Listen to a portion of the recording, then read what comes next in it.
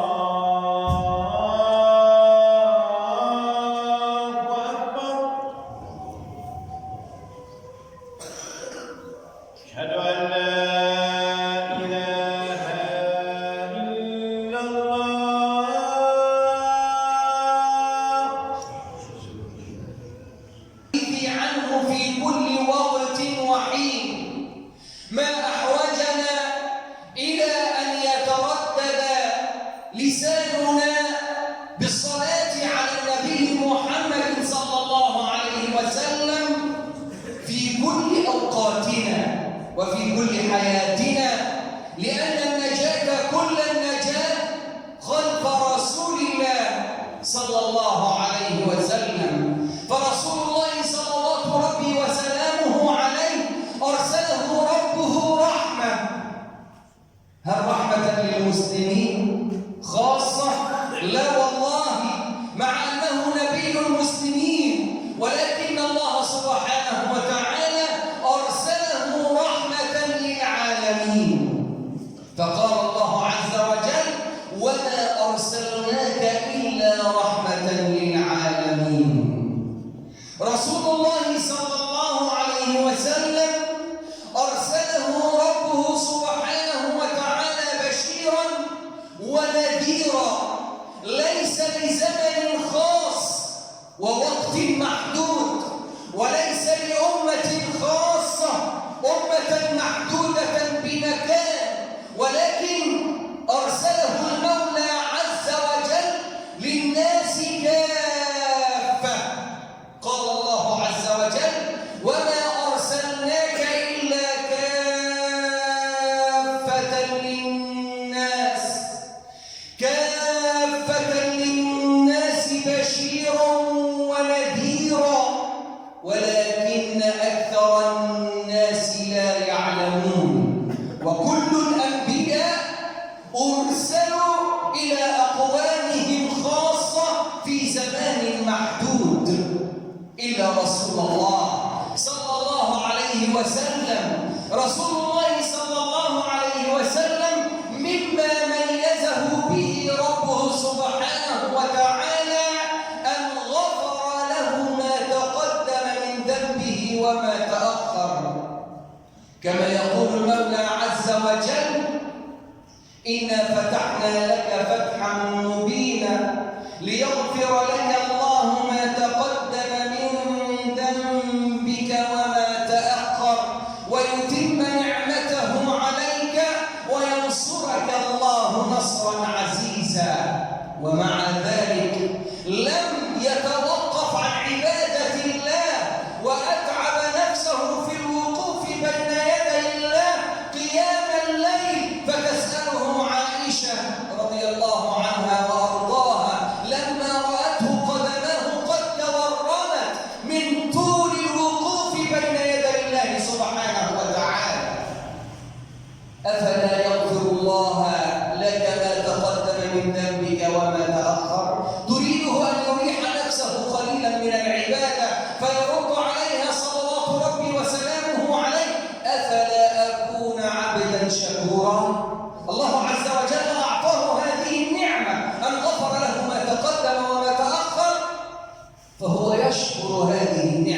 وكم من نعم أنعم الله عز وجل بها علينا. أفشكرنا هذه النعمة؟ أفشعرنا أن الله أنعم علينا فشكرت؟ فقال يا آدم اسكن أنت وزوجك الجنة. ولما نادى على نوح قال يا نوح اهبط بسلام منا وبركات. ولما نادى على داود قال يا داود إنا جعلناك خليفة في الأرض. ولما نادى على زكريا قال يا زكريا إنا نبشرك بغلام اسمه يحيى لم نجعل له من قبل سميا.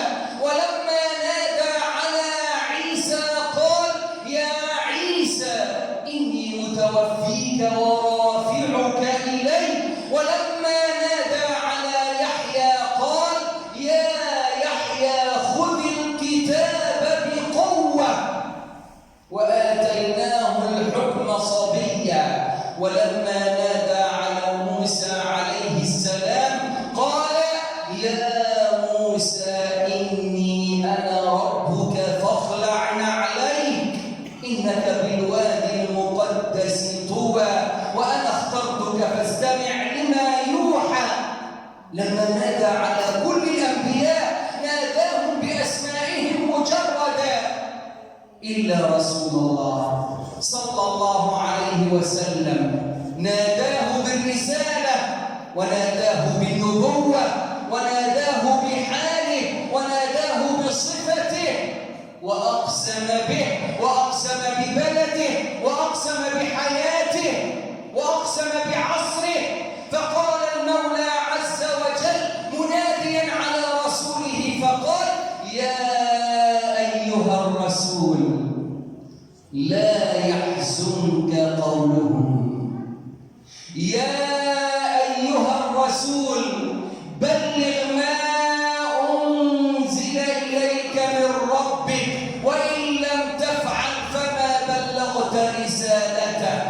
وهذان هما الموضعان اللذان نادى فيهما رب العزة سبحانه وتعالى على رسوله بالرسالة وناداه بالنبوة في أكثر من 13 موضع. فقال عز وجل منها يا أيها النبي إنا أحللنا لك أزواجك.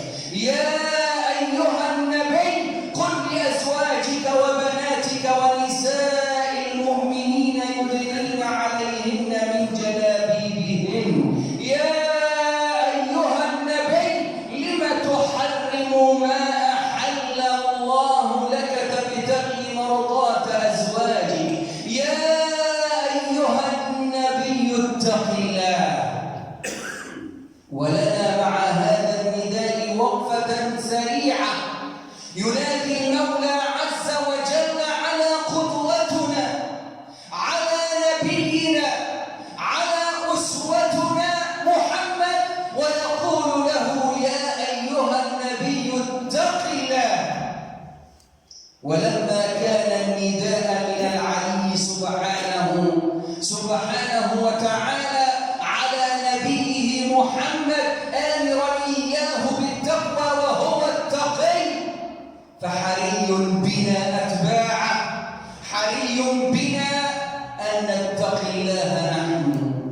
حري بنا إذا كنا من أتباع محمد صلى الله عليه وسلم أن نتبع هذا النداء.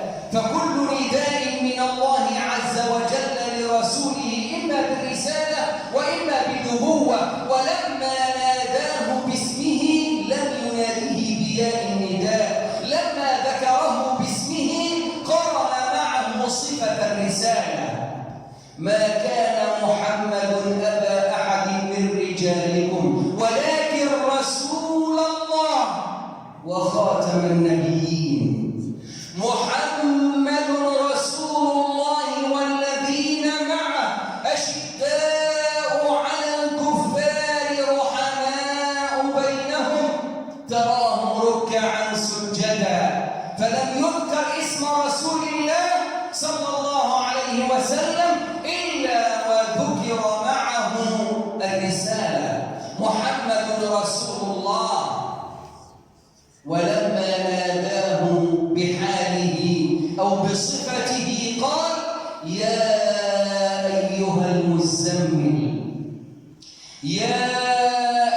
أيها المدثر. وأقسم المولى سبحانه وتعالى بحياة النبي صلى الله عليه وسلم، ولم يقسم بحياة نبي قط سوى رسول الله صلى الله عليه وسلم، تشريفا وتعظيما لرسول الله صلوات ربي وسلامه عليه، حتى نعلم قدر رسول الله عند الله سبحانه وتعالى. فقال الله عز وجل: لعمرك إنهم لفي سكرتهم يعمهون. والله سبحانه وتعالى أقسم بالبلد التي ولد فيها رسول الله صلى الله عليه وسلم، فقال: لا أقسم بهذا البلد وأنت حل بهذا البلد ووالد وما ولد. أي لو أنني كنت مقسما لأقسمت بالبلد الذي ولدت فيها يا محمد، أحب البلاد إليك مكة. والله سبحانه وتعالى يطمئن رسول الله صلى الله عليه وسلم بالقسم أنه لن يتركه ولن يدعه، فيقول: والضحى والليل إذا سجى ما ودعك ربك وما قلى. ويطمئنه أن القادم أفضل له من الذي فات، فيقول: وللآخرة خير لك من الأولى ولسوف يعطيك ربك فترضى. ثم يعدد عليه مناقب الله عليه: ألم يجدك يتيما فآوى ووجدك ضالا فهدى ووجدك عائلا فأغنى. فرسول الله صلى الله عليه وسلم له مكانة عند الله سبحانه وتعالى. أله عندنا مكانة؟ له مكانة عند الله عز وجل. أله مكانة عند من يشهد له بالرسالة، من يقول: أشهد أن لا إله إلا الله وأشهد أن محمدا رسول الله. كيف حالك مع رسول الله صلى الله عليه وسلم؟ أشغلتك الدنيا أم أنك ما زلت تحب رسول الله صلى الله عليه وسلم وتتبعه؟ رسول الله صلى الله عليه وسلم، انظر لنبي الله موسى عليه السلام لما رأى في اللوح المحفوظ مكتوب أن هناك أمة يغفر لها مع كل أكلة يأكلونها بأنهم يبدأونها ببسم الله وينتهونها بالحمد لله. فيقول موسى عليه السلام: يا رب اجعلها أمتي. فيقول الله عز وجل لموسى: إنها أمة حبيبي محمد صلى الله عليه وسلم. أنتم لما رأى في اللوح المحفوظ أن هناك أمة حينما يهم أحدها بالسيئة ولم يفعلها تكتب له حسنة، وإن فعلها كتبت له سيئة واحدة. فيقول موسى عليه السلام: اجعلها أمتي يا رب. فيقول: إنها أمة حبيبي محمد صلى الله عليه وسلم. يا رب إني رأيت في اللوح أمة إذا فعل أحدها، إذا هم أحدها بحسنة ولم يفعلها، هم ولم يفعل كتبت له حسنة، وإن فعلها كتبت له 10. اجعلها أمتي يا رب. فيقول المولى سبحانه وتعالى: إنها أمة حبيبي محمد.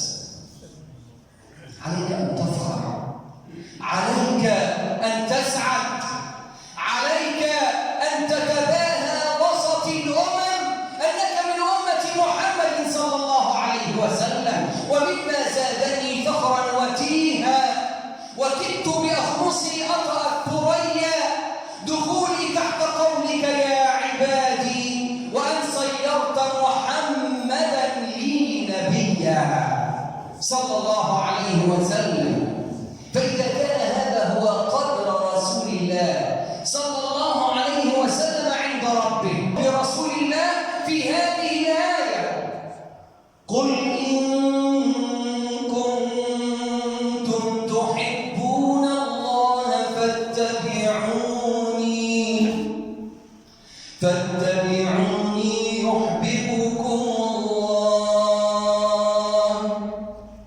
يحببكم الله ويغفر لكم ذنوبكم إن الله غفور رحيم.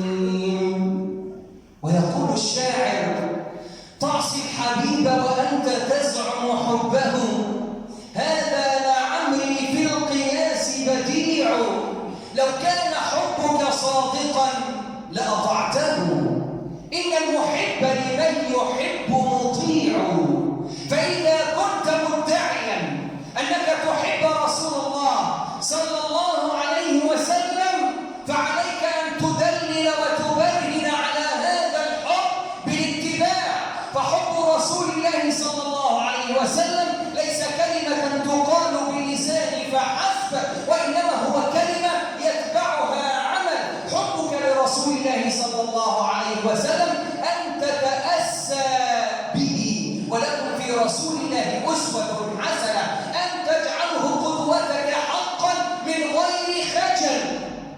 قدوتك في المأكل، قدوتك في المشرب، قدوتك في الملبس، قدوتك في حياتك كلها. عند استيقاظك هو قدوتك، وعند نومك هو قدوتك، وفي العمل هو قدوتك، وفي حركاتك هو قدوتك، وفي سكناتك هو قدوتك، أمام الناس هو قدوتك، وخلف الأبواب المغلقة هو قدوتك. هذا هو دليل حبك لرسول الله صلى الله عليه وسلم. النبي صلى الله عليه وسلم له سنة، وسنة رسول الله صلى الله عليه وسلم إما قولية. ماذا قال؟ قال رسول الله صلى الله عليه وسلم: فلا ترفع صوتك فوق صوت رسول الله صلى الله عليه وسلم. فإذا قال العبد الفقير أو أي عبد فقير قال رسول الله فعليك أن تنصت، لأن المتكلم هو رسول الله ونحن مبلغون عنه.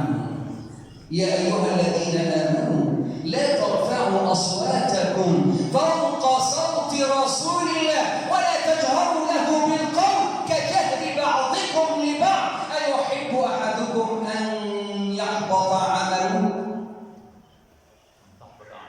أن تحبط أعمالكم. فعلينا أيها الإخوة الأحباب أن نتبع رسول الله صلى الله عليه وسلم، أن تحبط أعمالكم وأنتم لا تشعرون. وشاعر رسول الله صلى الله عليه وسلم لما كان يرفع صوته بالشعر أمام رسول الله صلى الله عليه وسلم، حسان بن ثابت لما نزلت هذه الآيات اعتزل في بيته وأخذ يبكي لأنه يرفع صوته عند رسول الله، ظن أن هذه الآية نزلت فيه. فلما افتقده رسول الله صلى الله عليه وسلم سأل عنه فقالوا كذا وكذا، فقال النبي صلى الله عليه وسلم: إنه من أهل الجنة. ليست هذه الآية في حسان، ولكن في من يرفع صوته اعتراضا، في من يرفع صوته رفضا لما جاء به رسول الله صلى الله عليه وسلم. فعلينا أن نوقر رسول الله في قلوبنا، علينا أن نتبع سنته القولية، وعلينا أن نتبع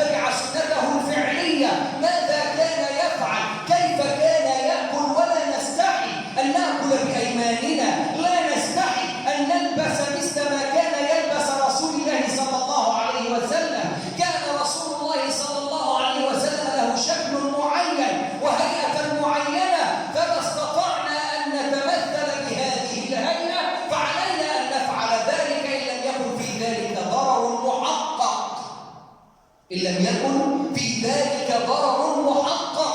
يقول رسول الله صلى الله عليه وسلم: ما أمرتكم به من أمر فأتوا منه ما استطعتم، وما نهيتكم عن نهي فانتهوا. في الأوامر ما تستطيع أن تأتيه فأتيه، وفي النواهي عليك أن تنتهي بالكلية. أقول ما تسمعون وأستغفر الله العظيم لي ولكم.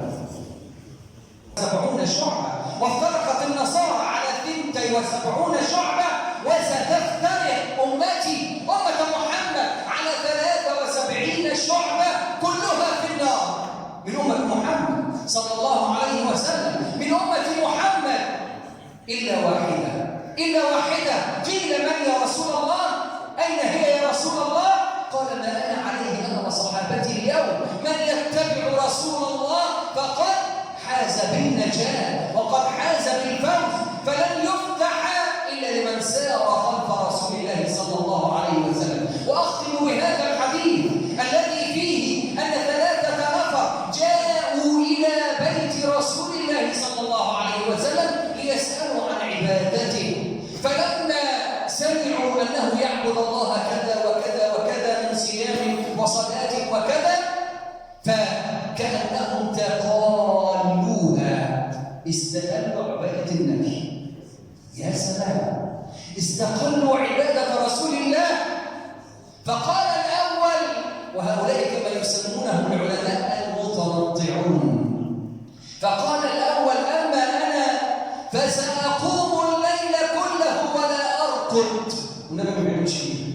وقال الثاني: أما أنا فسأصوم الدهر كله ولا أفطر، أصوم على طول. النبي ما بيعملش كده. وقال الثالث: وأنا سأعتزل النساء حتى أتفرغ للعبادة، يشبه نفسه بالرهبانية. فلما وصل ذلك إلى رسول الله صلى الله عليه وسلم قال: أما أنا فأصلي وأرقد وأصوم وأفطر وأتزوج النساء، وهذه سنتي، فمن رغب عن سنتي فليس مني. فيا معاشر الشباب، عليكم بسنة رسول الله. يا معاشر الرجال، عليكم بسنة رسول الله صلى الله عليه وسلم. يا معاشر النساء، عليكم بسنة رسول الله صلى الله عليه وسلم، ففيها النجاة، كل النجاة في الدنيا والآخرة. ومن هدي حبيبنا محمد صلى الله عليه وسلم ومن دلائل حبنا له أننا كل يوم لابد أن يكون لنا ورد صلاة على رسول الله صلى الله عليه وسلم. فكثرة الصلاة على الحبيب محمد صلى الله عليه وسلم يغفر بها الذنوب، وتكفر بها الذنوب، وتغفر بها تكفر بها الذنوب، وترفع بها الدرجات، وتقضى بها الحاجات. هكذا قال رسول الله صلى الله عليه وسلم. فأكثروا من الصلاة والسلام على رسول الله صلى الله عليه وسلم. اللهم صل على محمد في الأولين، وصل على محمد في الآخرين، وصل على محمد في الملأ الأعلى إلى يوم الدين. اللهم صل على محمد عدد ما في السماوات والأراضين، وصل على محمد ملء ما بينهما من شيء يا رب العالمين. اللهم صل على محمد عدد ما ذكرك الذاكرون وغفل عن ذكرك الغافلون. اللهم صل على محمد صلاة ترضيك. اللهم صل على محمد صلاة تفرج بها الكروب، وتنفذ بها الهموم، وتزيل بها الغموم. اللهم صل على محمد صلاة وسلاما كثيرا. اللهم اغفر لنا وارحمنا، وعلى طاعتك أعنا، ومن شرور خلقك سلمنا، وإلى غيرك لا تكلنا. اللهم انصر إخواننا المسلمين المستضعفين في مشارق الأرض ومغاربها. اللهم انصر إخواننا المسلمين المستضعفين في غزة. اللهم أيدهم وأمدهم بمدد من عندك. اللهم أسعد قلوبهم بالنصر المبين. اللهم أسعد قلوبهم بالمدد من عندك يا رب العالمين. اللهم أسعد قلوبهم وفرحهم في اليهود. اللهم زلزل الأرض من تحت أقدام أعدائهم وأعدائك يا رب العالمين. اللهم زلزل الأرض من تحت أقدام المعتدين. اللهم جمد الدماء في عروقهم أجمعين. اللهم أرنا فيهم آية من آياتك وعجيب قدرتك. أرنا فيهم يا رب العالمين كما أريتنا في عاد وثمود. اللهم إنك على كل شيء قدير وبالإجابة جدير. اللهم وحد يا رب راية الإسلام والمسلمين. اللهم وحد راية الإسلام والمسلمين. اللهم اجعلهم على أتقى قلب رجل واحد. اللهم اجعلهم على أتقى قلب رجل واحد. اللهم يا رب يا رب يا رب ندعوك كما أمرتنا فاستجب لنا كما وعدتنا. وآخر دعوانا الحمد لله رب العالمين والصلاة والسلام على أشرف المرسلين. وأقم الصلاة إن الصلاة كانت على المؤمنين كتابا موقوتا. الله أكبر.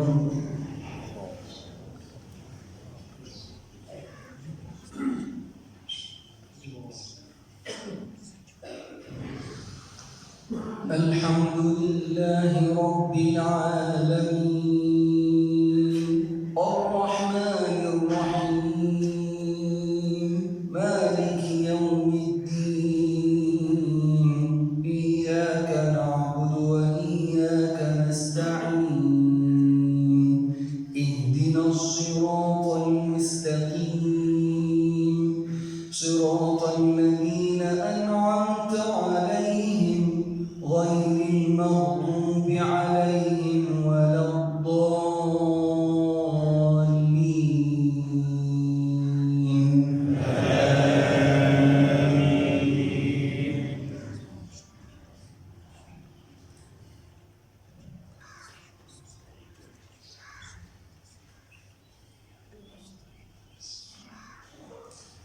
والضحى والليل إذا سجى ما ودعك ربك وما قلى وللآخرة خير لك من الأولى ولسوف يعطيك ربك فترضى.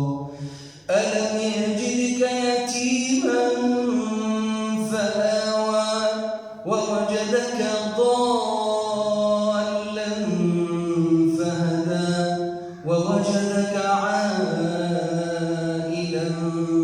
فأغنى فأما اليتيم فلا تقهر وأما السائل فلا تنهر وأما بنعمة ربك فحدث. الله أكبر.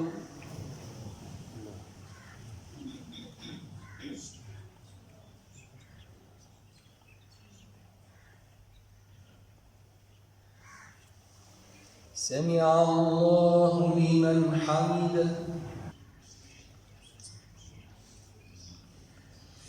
ألم نشرح لك صدرك ووضعنا عنك وزرك الذي أنقض ظهرك ورفعنا لك ذكرك فإن مع العسر يسرا إن مع العسر يسرا فإذا فرغت فانصب وإلى ربك فارغب.